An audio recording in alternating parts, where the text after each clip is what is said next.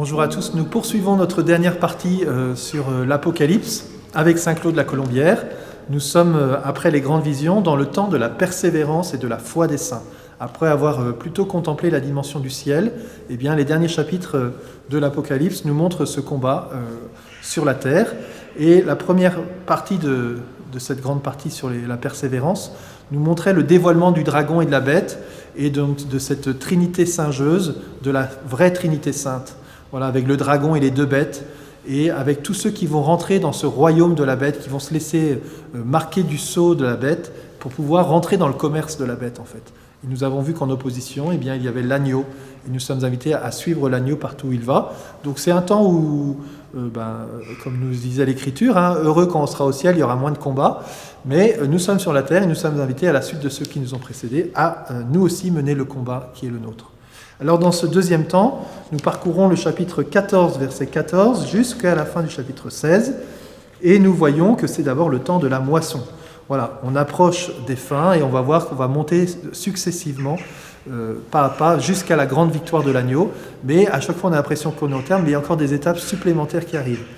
Et là, on voit donc le temps de la moisson, et puis il y a ce chapitre 15 qui nous redonne, avec ce cantique du vendredi soir, que nous chantons Vêpres, grandes, merveilleuses sont tes œuvres, ô roi des nations, qui ne te craindrait, qui ne te rendrait grâce, car toi seul tu es saint, toutes les nations viendront et se prosterneront devant toi.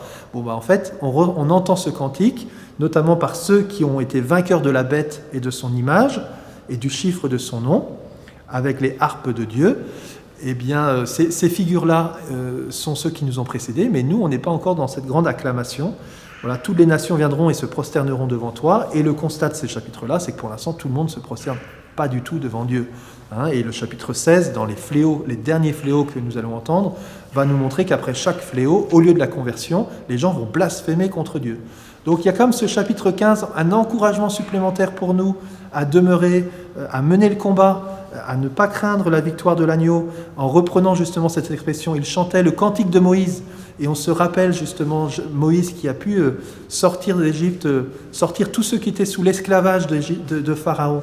Eh bien, on a vu au chapitre précédent qu'il y a les royaumes et les hommes riches et pauvres se mettaient dans l'esclavage de la bête, et il y a cette annonce d'une libération qui peut s'opérer.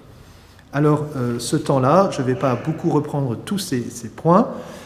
Chaque grande partie que je vous propose dans ce temps a une béatitude, les béatitudes de l'Apocalypse. Et celle qui est annoncée ici au chapitre 16, verset 15, c'est « Heureux celui qui veille et garde ses vêtements pour ne pas aller nu et laisser voir sa honte. » Voilà, frères et sœurs, nous allons rentrer très bientôt dans le temps de l'Avent et nous entendons cet appel à veiller. Et bien voilà, alors que nous contemplons le Christ roi de l'univers, nous sommes encore sur la terre et c'est avec les prophètes et ceux qui nous ont précédés, nous rentrons dans ce même mouvement de veille et de persévérance.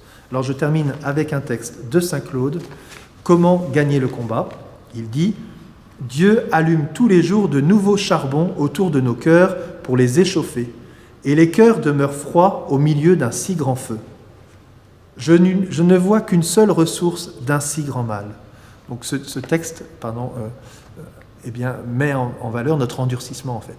L'endurcissement de l'homme, alors que Dieu essaie d'échauffer nos cœurs, nous restons froids.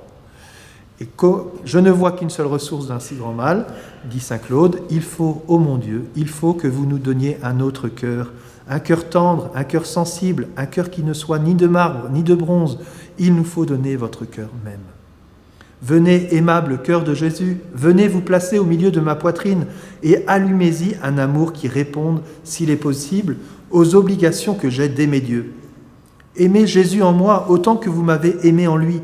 Faites que je ne vive qu'en lui, que je ne vive que pour lui, afin qu'éternellement je puisse vivre avec lui dans le ciel. Amen. Voilà, frères et sœurs, une prière que nous pouvons faire nôtre au milieu des épreuves, de ce combat qui est réel. Eh bien, Seigneur, je veux que l'amour, ton feu, vienne briser toute la glace que je peux avoir en moi. Voilà, Seigneur, cœur de Jésus, viens habiter mon propre cœur pour que je puisse mener aussi encore ces combats à la suite de l'agneau. Bonne journée à tous, à demain.